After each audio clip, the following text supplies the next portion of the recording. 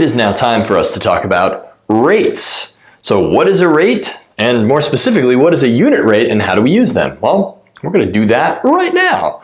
A rate is a ratio with two different units, and I've given you some examples of what that is. Here are some ratios, right? A comparison of two quantities with division, and we've got two different types of units. We've got 6 games for every 5 days. So let's say you played 6 soccer games or football games, depending on what part of the world you're from, for 5 days, or 6 games per 5 days. We've got another rate, 120 miles per 3 hours, or 120 miles over 3 hours. That is a rate. A unit rate, well, unit means 1, so it kind of makes sense that a unit rate is a rate with a denominator that is equal to 1. And I've got a couple of examples of that. So these are just specific rates where the denominator is 1. You got $45 per 1 ticket, 29 students per 1 class. Unit rates often give us a very nice basis for comparison. We often draw up rates so that they become unit rates, and we'll figure out how to do that right now so that we can get a better idea of just what the ratio is that we have going on. So we've got a situation here. It says a lacrosse player scores 50 goals over 40 games. Find the unit rate. Okay, so first we need the ratio here. We're comparing goals to games. So the ratio that we would get from this problem would be 50 goals per 40 games. All right, so let's keep the units there just so that we know what we're comparing here. 50 goals to 40 games. Now that's the ratio that we have right there. The question is, how do we write that as a unit rate? Well, it's very simple. We need to get this so that this fraction has a denominator of 1. How do we do that? Well, there's 2 ways of thinking of it. You can divide both the numerator and denominator by 40, right? That would give us 1 in the denominator.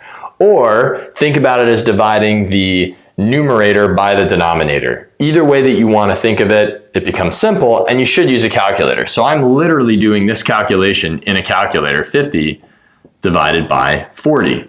And when I do that, I get out an answer of 1.25. Well, what does that mean? What is that 1.25?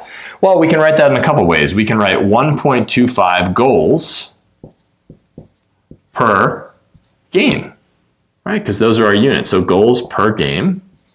Or we can write that as 1.25 goals, and it's important we have our units because we're talking about a real world situation here, per 1 game. However you want to write it. I usually prefer writing it this way, but again, we're breaking down the 50 goals per 40 games to get an idea of what does that really mean for goals per 1 game, a unit rate.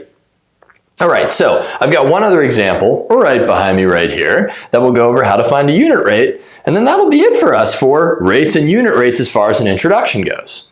Your family travels 42 miles in 3 hours. Find the unit rate. So 42 miles in 3 hours, I look at this and I think, well, that's 42 miles, again, keeping the units. Whoop. Would help if I could write an I, right? So I'll make that more of an I. 42 miles per 3 hours.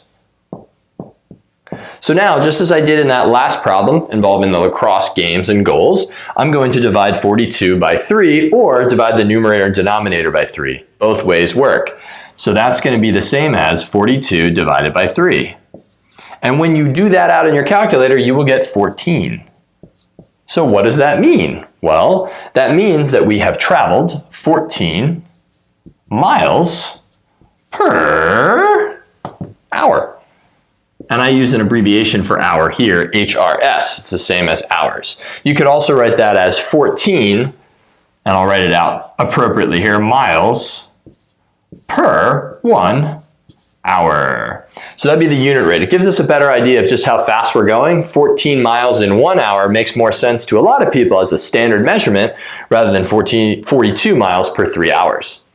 That's all we got. I had fun. Hope you did too.